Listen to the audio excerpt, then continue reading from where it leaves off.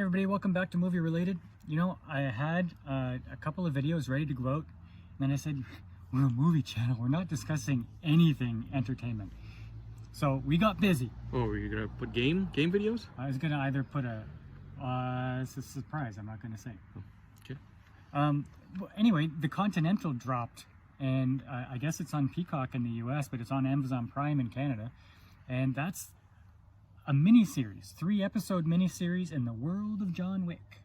They call it a mini-series. Each episode is like an hour and a half. So each episode is like a movie. Yeah, but I'm glad they said it's a mini-series because this didn't feel like a movie to me. I liked the runtime.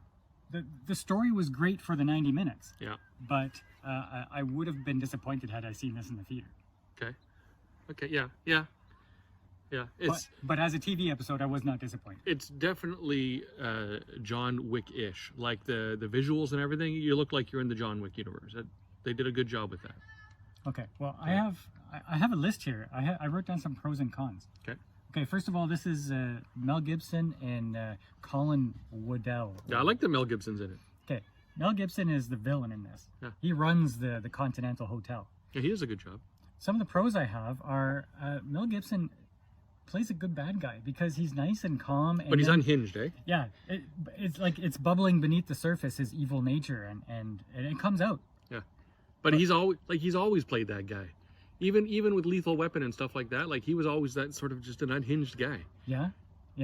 And it's been so long since I've seen Mel Gibson in anything. Like the last thing I saw him in was Fat Man, and that was Christmas like 2 or 3 years ago. Yeah. But it's good to see him. Now, the problem was we didn't see a lot of him. No, we didn't. But, I mean, it was still entertaining. It was still enjoyable. Yeah. Colin Woodell plays Winston Scott, and he's the old man in charge of the Continental and John Wick movies. Didn't think I was going to like him because obviously they're using somebody else to play the character. But it grew on me. That's exactly what I wrote down. Yeah. It's like, this... Like, he draws you in. This doesn't feel like that guy. But then his charm comes through, and you're on board with it. Yeah. You're like, okay, I can see it now. Yeah. Well, I still can't make the connection yet, but I'll go with it because, you know... Because you like him. he's in his 20s, yeah. And, you know, there's a long life to live before he gets to Winston Scott that we know. True, yeah. Okay. Another pro I had was, like, the music. Like yeah, it was a good soundtrack. The whole story starts off in the 50s, but then when they grow up, the story itself is in the 70s. And there's a lot of good 70s music. Yeah, like I never really it wasn't on my checklist of things to talk about, but you're right. The music was good. Music was good, and it really felt like the 70s, like the color palette.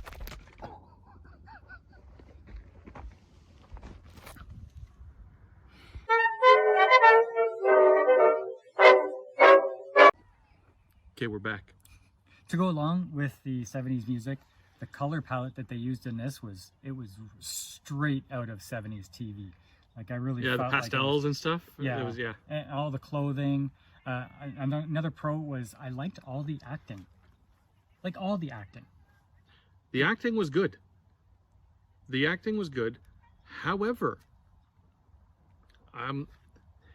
there was just something missing from it. To feel like a John Wick style show, there was something missing, and I don't know if that was Keanu Reeves. Okay, well, I'm gonna say one more pro, but then I'm gonna use that to lead into the cons because that's a good segue. Yeah. There was a lot of action in this, lots of fighting, long sequences, uncut. So fighting every 15 minutes. Yeah, so it was good. You want to go into the John Wick world, you got some fighting. That's a pro. However, con, didn't feel like John Wick fighting. No, it didn't.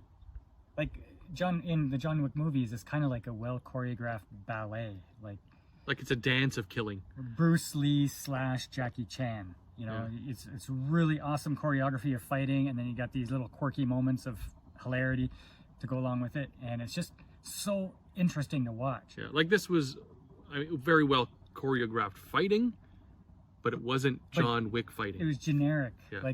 Like there's a point where one of the guys is trying to escape the Continental with something he stole, and like there's this endless stream of bad guys trying to come and get him, and it's just there's no goodness. It's just okay, taking care of this endless stream of bad guys. Yeah. Like in any action movie. Yeah. And that started for me to make it feel long. Okay. Right? That for me, that it made it was like, okay, it definitely feels like a John Wick movie now, because it's just going on and on and on. Now the heist itself at that moment when he's taking care of all those guys, the heist itself leading up to that was really good. I like that. Another con, the Continental in the John Wick movies is supposed to be this aged bastion of assassins from long ago. It's existed, and it's just okay. Nope, 70s or 50s. Well, we don't know how long it's lasted. Like they have this ancient coin press in there that you know, okay, it's been there a long time, but it just felt like it was a hub or common ground for organized crime. It didn't feel like an assassin headquarters. Right. Like that had evolved over time with the hierarchy and those guys that were trying to stop the heist. Those were not assassins. No. Those were hired help. Yeah. And when they're going to, they're trying to track down the hero wherever he's holding up. You know, they're easily tricked. You know, so they don't feel like these, you know, top-notch assassins that are part of this international organization. Yeah. Just like mob. Like there's the Italians, there's the Asians. Yeah. Like you're playing Double Dragon, and it's the henchmen that come up and try to beat you, those guys. Yeah. So that kind of didn't feel very John Wickish. And something that a lot of people have mentioned is there's a lot of plot armor. And what do you mean? Well, we know that Winston's not going to die. Right. Because he's yes, in the John Wick movies, right? So you really have no fear. Yeah. Yeah. And we know that something's going to happen to Cormac because, well, he's in charge of the Continental now. Yeah. And some of the villains, though, I felt like they were kind of, I don't know, lazy villain making. Like the guy, what's with the twins with the haircuts? I thought that was a plus. Like what I would have preferred instead of like this hotbed or this common grounds of organized crime is instead of a prequel, which this was. Yeah. I would have preferred them to kind of delve into all the different top-notch assassins out there. And a couple of the assassins we find in this one are the twins. And they're creepy and kind of funny. Just weird. They're weirdos. But at least they were assassins. They had whatever backstory, we don't know. Maybe we'll find out later, but they were interesting to me.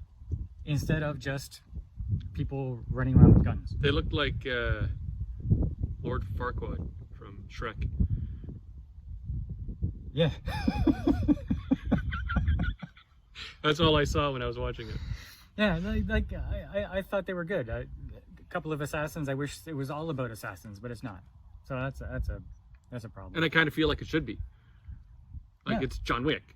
We want John Wick is about assassins. It's not about organized crime. Yeah. Now, do you think we're going to see a young John Wick?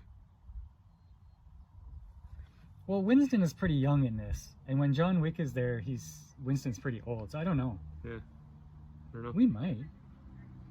Do you think they would? I think maybe they might cap off the whole miniseries with maybe a mention or some kind of a callback or an introduction or something of just meeting him.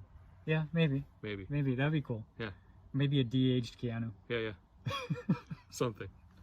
Anyway, I really enjoyed this first episode, despite the drawbacks, some of the drawbacks. I would say give it a shot if you like the John Wick movies, but it itself does not feel like John Wick. No, I feel like this is for two people. It's for like die-hard John Wick fans that are willing to look past a couple of things, because it's like die-hard Star Wars fans, right? That it doesn't matter what Kathleen Kennedy puts out, you're gonna love it anyway, just because you love Star Wars. And you want to see all the Easter eggs. You want to see it, yeah. And then, or it's for people that don't know enough about the John Wick universe to care. And just enjoy what you're seeing. Like a crime drama. Yeah. I will watch the next 2 episodes. I'm the kind of guy that sees something drop, and I'm so jaded by the entertainment that's come out in the last few years that I have to force myself to watch these things. But now I'm actually willing to watch the next 2 episodes on my own without anybody forcing me to. So that's a good thing. Good thing. I guess that's a plus. All right. So The Continental, Amazon Prime in Canada, Peacock in the US, I believe. And I say thumbs up.